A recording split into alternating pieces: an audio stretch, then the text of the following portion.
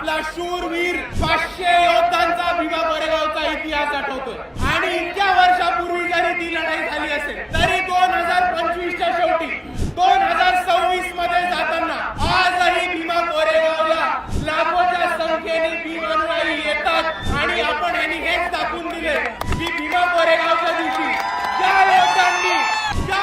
योद्ध्यांनी इकडे पेशवाई माती काढण्याचं काम केलं होतं त्यांना आम्ही विसरलेलो नाही आहोत मित्रांनो। आणि दुसऱ्या बाजूला ज्या 500 शूरवीरांनी इकडच्या व्यवस्थेच्या विरुद्ध, इकडच्या परिस्थितीच्या विरुद्ध आणि इकडच्या पेशवाईच्या विरुद्ध बंद उकरण्याचं काम केलं होतं त्यांना आपण अभिवादन करायला येतो। तेव्हा फक्त महाराष्ट्राला नाही तर भारताला नाही तर अख्ख्या जगाला दाखवून देतो की हे बाबासाहेबांची औलाद अजूनही लढलेलो